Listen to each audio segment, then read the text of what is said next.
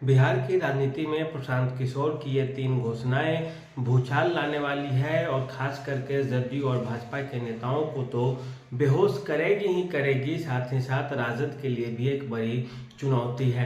दरअसल आप देखें तो प्रशांत किशोर इन तीनों घोषणाओं के माध्यम से बिहार के एक बड़े तबके को अपने में समेट लिया है और एक ऐसा माहौल बनाने की कोशिश किया है कि पूरा बिहार जनसुराज की ओर, प्रशांत किशोर की पार्टी की ओर उमड़ पड़े और जनसुराज की सरकार बिहार में बन जाए। और वो क्या है ये घोषणाएं, अब एक एक करके हम उसकी चर्चा करेंगे।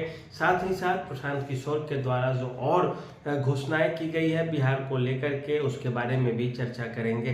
तो आप बने रहिए हमारे साथ। सबसे पहली बात है कि प्रशांत किशोर ने होली से ठीक पहले आखिर कौन सी वो घोषणाएं की है। सबसे पहले बात करें तो उन्होंने वृद्धा पेंशन को लेकर के घोषणाएं की है कि अब तक जो 400 रुपये मिलते हैं, जो 60 वर्ष से अधिक उम्र के लोग हैं उन लोगों को बिहार में अब 2-2 हज़ार रुपये मिलेंगे। वृद्धा पेंशन की राशि को सीधे 400 से बढ़ा करके 2000 कर दिया जाएगा और ये तमाम तरह के लोग जो 60 वर्ष से ज़्यादा उम्र के हैं, चाहे वो मध्यम वर्गीय परिवार हो या निम्न वर्गीय परिवार, सभी के बुजुर्गों को इसका फायदा होगा और सीधे सीधे वे प्रशांत किशोर की पार्टी जनसुराज की ओर मूव करते हुए दिखेंगे, क्योंकि ये एक बहुत बड़ा लोक लुभावना वाला एक तरह से योजना है। दूसरी बात करते हैं किसानों को लेकर के उन्होंने घोषणा की है। बिहार में जो मध्यम वर्गीय किसान हैं उनके साथ सबसे बड़ी समस्या मजदूर की समस्या है, लेबर की समस्या है, सारी चीज़ें हैं, खेत है ही, संसाधन है ही, उर्वरक है ही, बीज है ही, लेकिन जो लेबर का कॉस्ट है वो उनको महंगा पड़ रहा है, खेती से फायदा नहीं हो रहा है।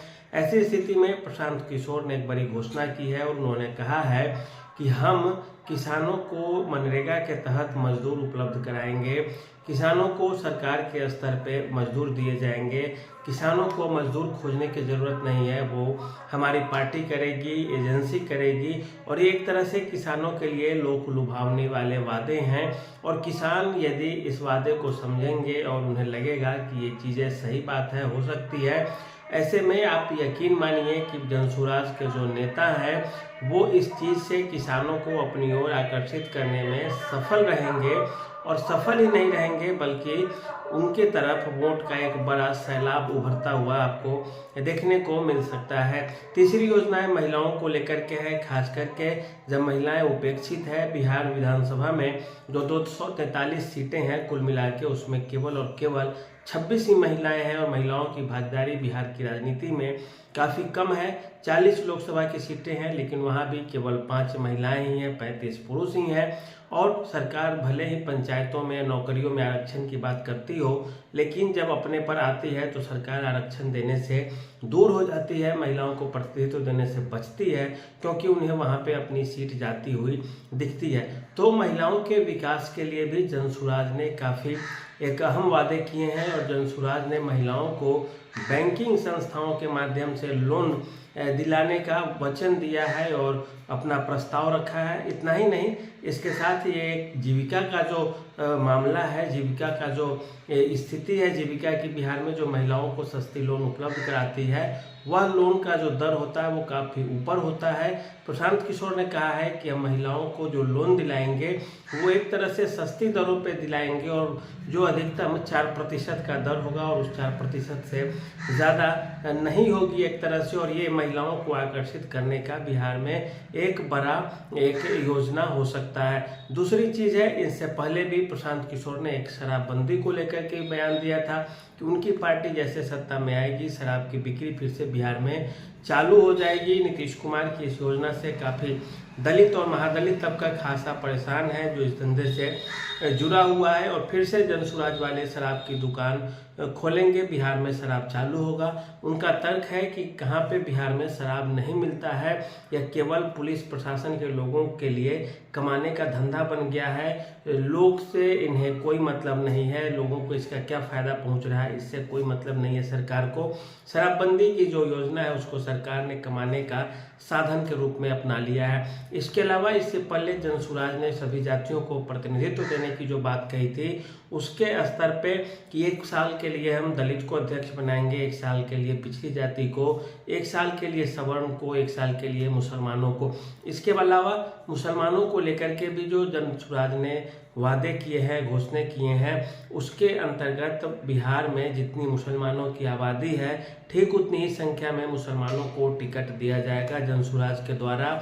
और यदि 18% उनकी आबादी है तो ऐसे में 18% मुसलमानों को टिकट दिया जाएगा। यदि 17% है तो 17% मुसलमानों को। ये भी एक बड़ी उपलब्धि है और यह खास करके लिए राजद के लिए बड़ी चुनौती है, जो आबादी के अनुसार भागीदारी की बात तो करता है, लेकिन उसकी पार्टी में आप देखें तो जितनी बड़ी पार्टी है, 80 में 17-18% मुसलमान आप खोजेंगे, तो ऐसी स्थिति की 15-16 कम से कम मुस्लिम विधायक हो, तो ये आपको देखने को नहीं मिलेगा।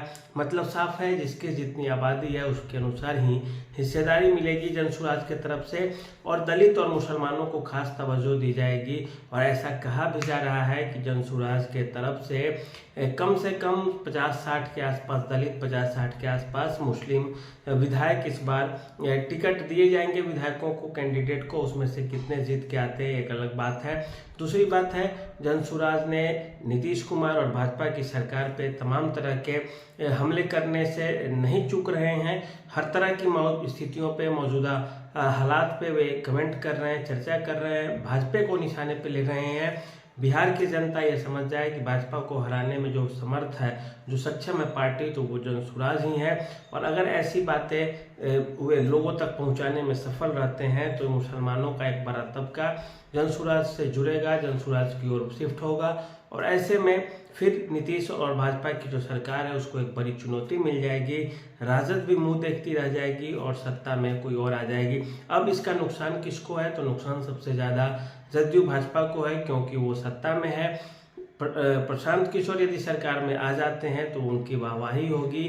तेजस्वी की स्थिति यथा पूर्व वाली स्थिति रहने वाली है, क्योंकि पहले भी तेजस्वी विपक्ष में ही थे, और मान लेते हैं जनसुराज वाले जीत भी जाते हैं तो भी तेजस्वी विपक्ष में ही रहने जा रहे हैं। और इस तरह से देखिए तो प्रशांत किशोर बिहार के जो राजनीतिक दलों के नेता हैं उनकी नींद को हराम कर दिए हैं, क्योंकि इन घोषणाओं से अब जनता काफ़ी संख्या में इनकी ओर जुड़ सकती है और एक अलग ही माजरा बनेगा।